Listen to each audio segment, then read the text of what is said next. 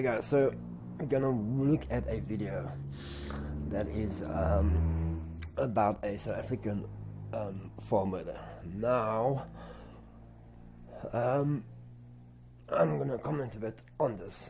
It's about Australians whose what do you call it? His father-in-law got killed by a farm attack. So yeah, listen to that, and I'll give you my insight on this now. Nice of all of you to join us. And Glenn, I want to start with you. It's never easy, I know, for a family to discuss what's happened in your family in very tragic circumstances. What can you share with us, though, about that crime? What took place? Sure. Thanks for the opportunity, Stan.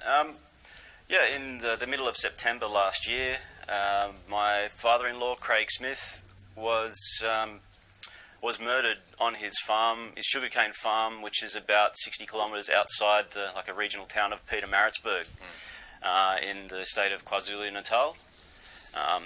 And he, as far as it's a crime that still hasn't been solved, but he was tied up. He was beaten to death with a walking stick. There was some theft, only of a couple of firearms that were stored in his safe and some jewellery. The perpetrators, we know there were at least two of them, because they did sit down and have a drink in his lounge room afterwards. The cans of drink have been recovered, and that's sort of part of the ongoing investigation. Now, Glenn, you say it hasn't been solved.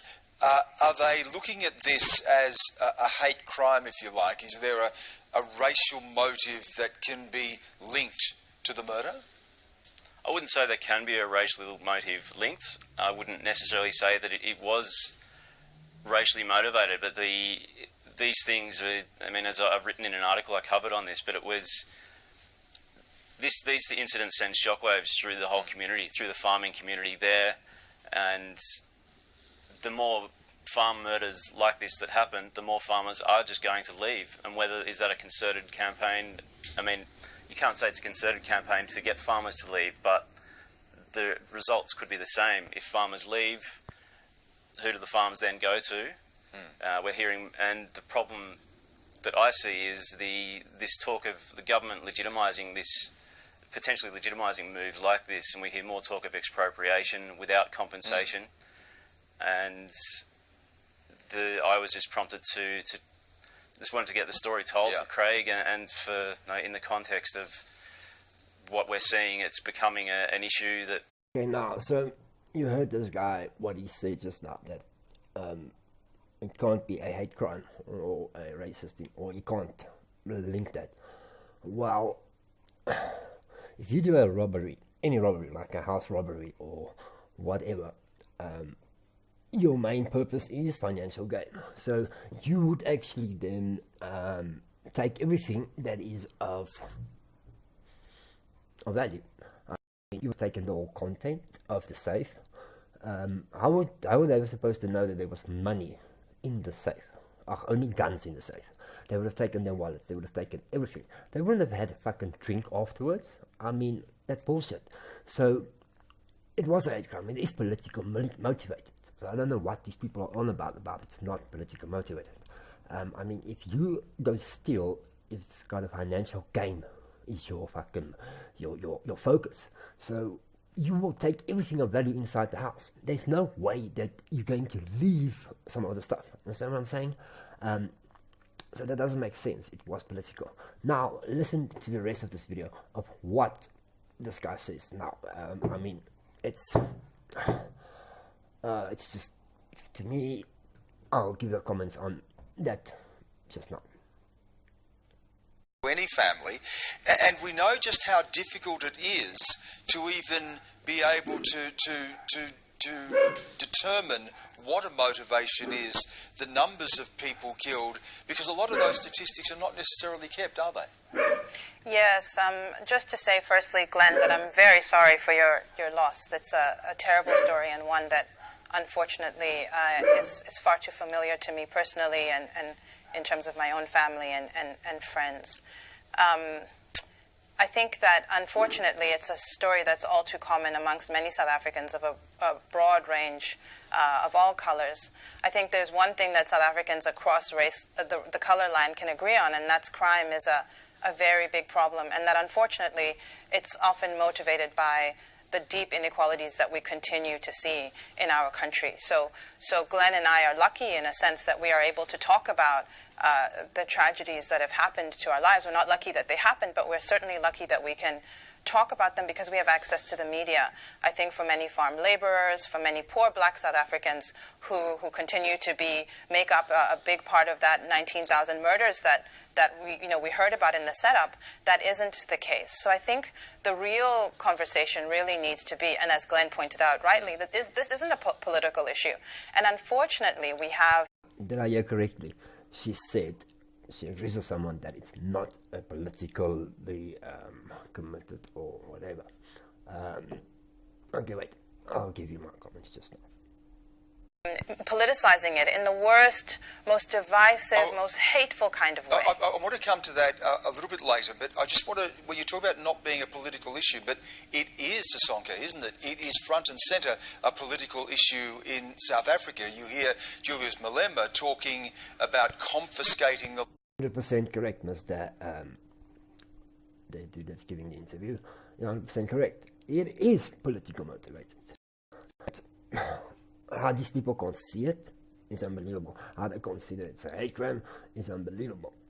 But let's see what else she has to say, and then I'll tell you the true nature of the EFF and the ANC. Passing that motion, Cyril Ramaphosa now using the same language. It is a political issue, isn't it? It certainly is a political issue, but I would break down the way that you characterize it slightly. I think it either is or it's not. Breaking it down however you want to will not change the fact that it is or it is not political motivated.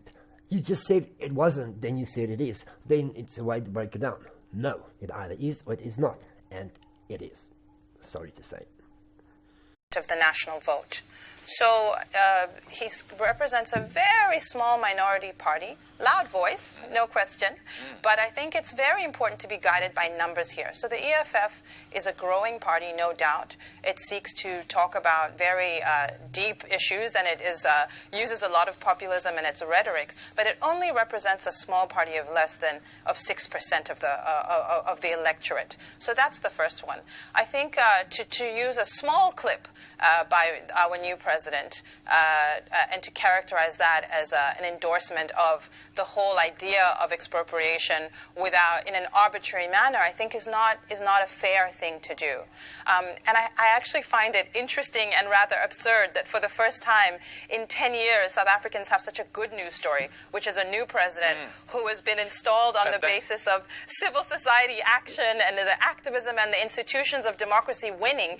And we're talking about, a conversation that Peter Dutton is inspiring us to have. I do want to pursue that as well, Sisonke, but I do want to drill down Ben Cousins on this idea. As Sisonke pointed out there, if Julius Malema, who was a former ANC renegade, now this economic freedom... So you need to understand that, like he said, was an ANC renegade. He wasn't. The EFF is still a ANC party. They were created to do the things that the ANC as the ruling party cannot do. As a party that represents non-racialism or anything, the stuff that they cannot do. They wanted to get Zuma out of the way, so they got Malema to start this EFF.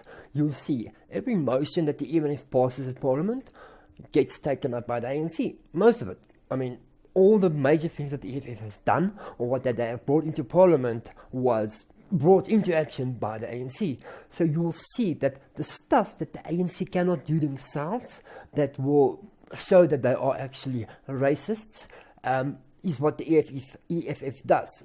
So I hope you understand this, because this is very, very, very, very, very important. The EFF may be a different party on paper, but they are still the ANC. That's what people do not understand.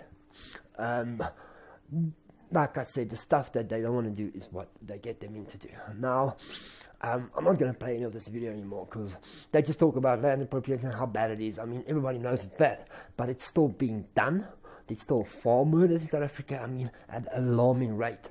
And the other thing that I want to say is the EFF, by now the elections of this week that passed, they've got like 10 or 11% of the votes, which is big. And put that with the ANC, they still have a minority and a big thing. One thing that South Africans must realize is, why do we have all of these small little parties? Well, I mean, I think there's like 30 parties in the South African politics. I mean, why is that necessary? Why can't the rest of the people that want to have a democracy, a real democracy, where there's no racism, where there's no BEE, where there's no compensation of land without compensation, exploration of land without why? Those people, the minority, if we all stand together and there's one party that we all belong to, we will actually have a voice and we would actually do something. But to have 30 parties and there's a 1%, 2%, there's a 20%, there's a, I mean, that's useless. I mean, that is useless. So I just hope South Africans wake up and they realize that we need to stand together as one. I mean, it's that simple. Thanks for watching, guys, and I just hope that people will realize how real it is in South Africa. And I'm in the process of going to seek asylum in America as well, if everything goes according to plan. Because I mean, there's no future for me in South Africa anymore. There used to be, but there really is no future. But yeah,